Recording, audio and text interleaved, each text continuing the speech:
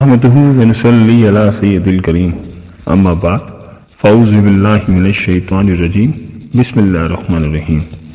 السلام علیکم دین اور اخلاص چینل کے پیارے دوستوں، کیسے ہیں آپ سب؟ میں امید کرتا ہوں کہ آپ سب خیریت سے ہوں گے۔ میری اللہ پاک سے دعا ہے کہ اللہ پاک آپ کو سدا عافیتوں کے سائے میں رکھے، آمین۔ پیارے دوستوں، آج وظیفہ میں آپ کی خدمت میں لے کر حاضر ہوا ہوں وہ بے اولادی دور کرنے اور بیٹا ہونے کا نہایت ہی آسان عمل ہے۔ یہ عمل بہت ہی پاورفل ہے اور صرف 2 تسبیح کا ہے۔ آپ صبح 5 بجے سے 7 بجے کے درمیان اٹھتے ہیں تو یہ وظیفہ آپ کے لیے ہے۔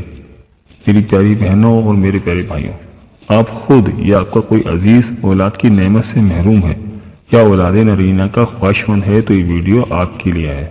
پیارے دوستوں، یہ اللہ کا فیصلہ ہے کہ اللہ کسی کو اولاد کی نعمت جلد عطا فرماتا ہے اور کسی کو دیر سے عطا فرماتا ہے۔ البتہ جن شادی شدہ جوڑوں کی اولاد نہیں ہے ان کو مایوس نہیں ہونا چاہیے، بلکہ انہیں اللہ کی ذات سے مانگتے رہنا چاہیے، کیونکہ اللہ تعالیٰ مانگنے والوں کو مایوس نہیں فرماتا۔ اور یہ بھی یاد رہے کہ دعا میں ایسی طاقت ہے کہ دعا نصیب کے لکھے کو بھی بدل دیتی ہے۔ دوستوں، کہنے کا مقصد یہ ہے کہ اللہ تعالیٰ سے جو کوئی بھی دعا مانگتا رہتا ہے تو اللہ تعالیٰ اسے ضرور عطا فرماتا ہے۔ آج کا جو عمل ہم آپ کو بتانے والے ہیں، یہ عمل کیسے کام کرتا ہے اور اس کا طریقہ کار کیا ہے، یہ جاننے کے لیے ویڈیو کو آخر تک ضرور دیکھیے گا اور کہیں سے بھی اسکپ نہیں کیجیے گا تاکہ وظیفے سے متعلق کوئی اہم بات آپ سے چھوٹ نہ جائے۔ دوستوں، جیسا کہ ہم نے آپ کو پہلے بھی یہ بات بتائی ہے کہ بیٹا ہو یا بیٹی، اس کا پیدا ہونا اللہ تعالیٰ نے مرد کے حصے میں رکھا، پھر بھی ہمارا معاشرہ عورت کو ہی مورد الزام ٹھہراتا ہے، جسے سارا قصور عورت کا ہی ہو، بلکہ بعض سسرال والے تو بیچاری لڑکی کی زندگی جہنم بنا دیتے ہیں۔ یہاں تک کہ شوہر بھی اپنی بیوی پر ہاتھ اٹھانے سے جھجکتا نہیں ہے اور وہ بھی عورت کو ہی قصوروار ٹھہراتا ہے۔ ساس کی جانب سے اٹھتے بیٹھتے تانے سننے کو ملتے ہیں، بلکہ بعض شوہر حضرات اپنی ہی بیوی کو کہتے ہیں کہ تم منحوس ہو، جب سے گھر میں آئی ہو سب غلط ہی غلط ہو رہا ہے۔ جب شوہر بھی ساتھ نہ دے تو بیچاری عورت کہاں جائے، کس سے فریاد کرے؟ ایک تو بے اولادی کا دکھ اور اس پر یہ ظلم کہ شوہر بھی ساتھ نہ دے۔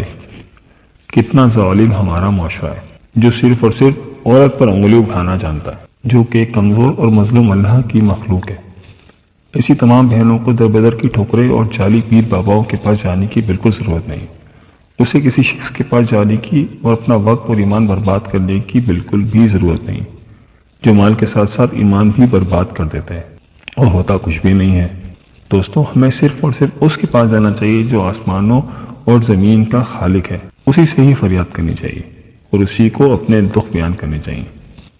پیارے دوستوں اور میری بہنوں، آج کے عمل سے نہ صرف بے اولادی ختم ہوگی بلکہ اللہ تعالیٰ اولاد نرینہ کی نعمت سے بھی نوازے گا۔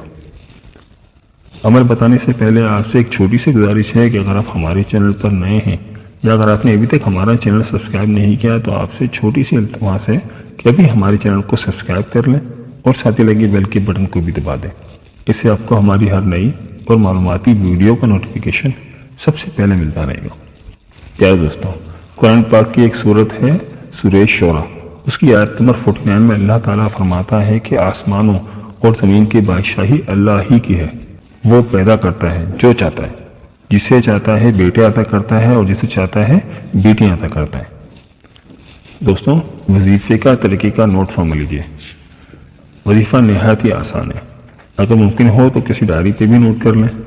دوستوں، آپ نے کرنا یہ ہے کہ صرف 200 بار یعنی 2 تسبیح صبح سورہ اخلاص یعنی قل هو اللہ احد کی پڑھنی ہے، بسم اللہ شریف کے ساتھ، یعنی ہر بار بسم اللہ شریف آپ نے سورہ اخلاص کے ساتھ پڑھنی ہے، اور اس کا ثواب حضرت ابراہیم علیہ السلام اور حضرت زکریا علیہ السلام کو ہدیہ کر دینا ہے یا ایصال ثواب پہنچانا ہے۔ وظیفہ میں آپ کو ایک مرتبہ پھر بتا دیتا ہوں۔ آپ نے کرنا یہ ہے کہ صرف 200 بار یعنی 2 تسبیح صبح سورہ اخلاص کی پڑھنی ہے بسم اللہ شریف کے ساتھ، یعنی ہر بار بسم اللہ شریف کے ساتھ آپ نے سورہ اخلاص پڑھنی ہے، اور اس کا ثواب حضرت ابراہیم علیہ السلام اور حضرت زکریا علیہ السلام کو ہدیہ کرنا ہے، یعنی ایصال ثواب کرنا ہے۔ اور یہی عمل آپ نے رات میں نماز عشاء کے بعد بھی کرنا ہے یا سونے سے پہلے کرنا ہے۔